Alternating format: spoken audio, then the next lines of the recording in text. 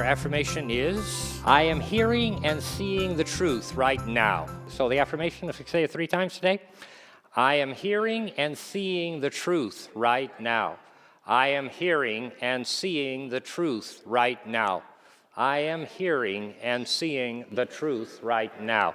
And our question this week is, what is God telling me and showing me today? This last week, I was standing in a line at the grocery store, and in the line, there were 2 ladies that were in front of me, and they were talking to each other.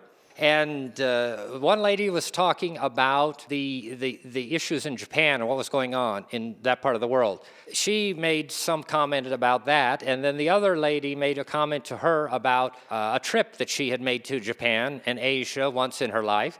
And then to that, the other one responded, I have to go and change my hair appointment this week. And they went back and forth like this for the couple of minutes we were standing there talking. They were not responding at all to what the other one was saying, but they were carrying on this wonderful conversation. Now, in their minds, it was logical, and in their minds, it was perfect, because what was happening was each of their minds, just like our minds, were operating on a different level. And so one lady would say something about Japan, and the other lady just heard Japan, and from that, she said, oh, my trip. You know, that's what came to her mind. So she proceeded to tell about the trip. The other lady then jumped all the way to what she had to do with changing an appointment, and then the other one was still in Japan, and yet it kept going back and forth. And I'm sure that they enjoyed each other's company a lot, but it happens. The affirmation today is what? I am hearing and seeing the truth right now. And the question, what is God telling me and showing me today? Well, we've talked about what do I see in the context of new thought, which is to see beyond appearances, right? And that was kind of the thrust of the question when we asked a few months ago, what do I see? And that's kind of typical of what you'd expect me or anyone else to talk about in new thought or as a topic of discussion. But today I'm talking about a kind of seeing or hearing, a kind of hearing and a kind of seeing that is not what we see and hear on the surface, but what is being truly said to us in the experience. Because all of us live in our minds, but all of us are also spiritual beings in a physical experience, not physical beings having a spiritual experience, right? And we talk about that a lot, and that distinction, so that we understand ourselves. We're not just human. We are human, but we are spiritual beings, and so often our spiritual nature isn't what the sense through which we live, but it is our physical nature. And so it was Mary Baker Eddy, one of the founders of Christian Science, who began with this concept of seeing beyond appearances and how important it is to see beyond appearances. But even beyond seeing the physical appearances, it is the ability that we have to, from a spiritual sense and from our new thought tradition, to see and hear that still small voice that speaks to us. And who's the still small voice? It's God. And God is talking to us always. One of the things we know in new thought is we say that we are praying always, because as long as we're thinking, we're praying.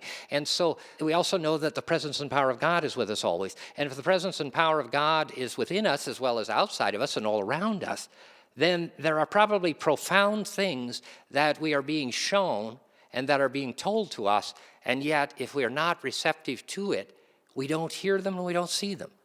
And just like these 2 ladies that were talking, they weren't seeing or hearing what the other one was saying at all. We know as truth students that that still small voice is always there. And we don't hear it, and we don't react to it, and we don't act upon it as often as we might, because we hear it, but we don't hear what it's telling us. Or we see it, but we don't see what we're being shown.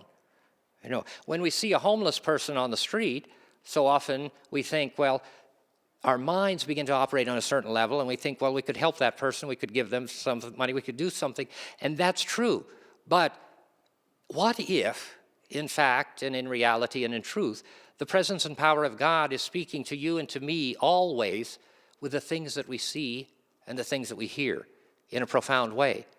And so this week, this question is, what is God telling me and what is God showing me today?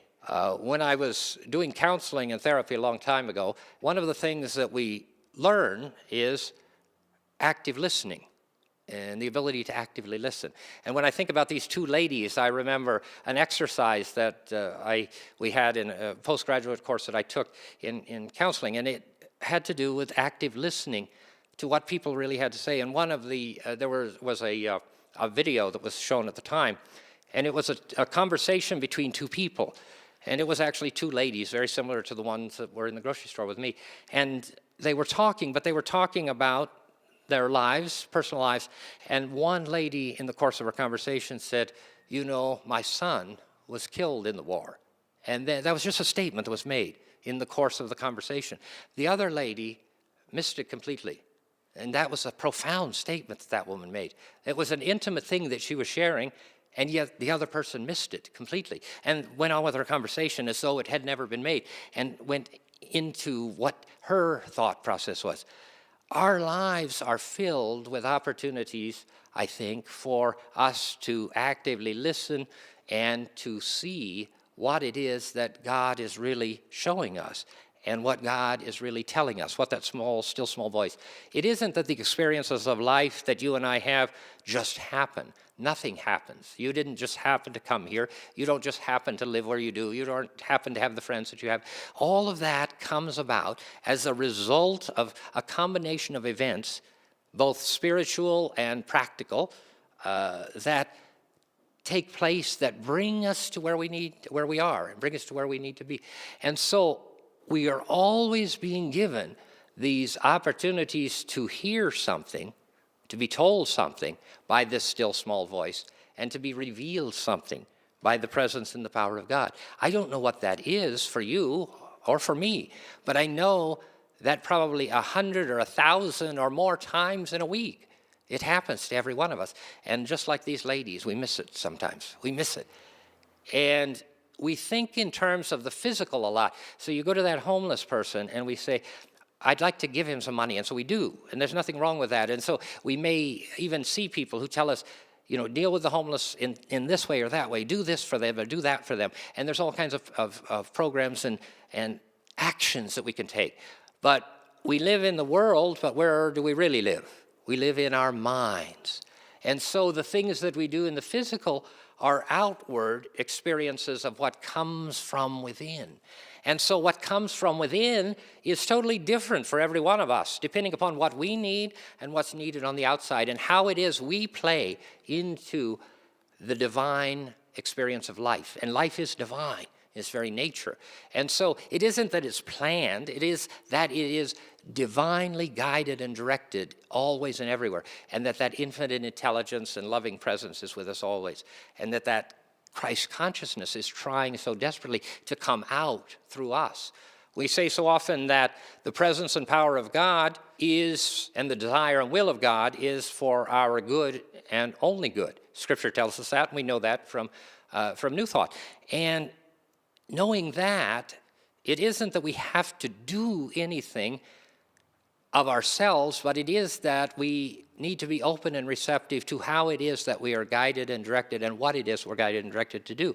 Someone may be guided and directed to give that homeless person some money. Someone else may be guided and directed to start a homeless shelter. Someone else may be guided and directed to do something else for that person. Or someone else may be guided and directed by just seeing that person to have nothing to do with that homeless experience, but to see poverty or to see something.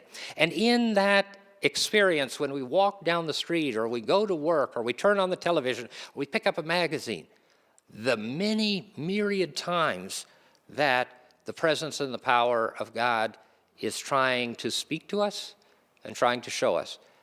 And are we listening and hearing, and are we seeing what it is that we're being shown?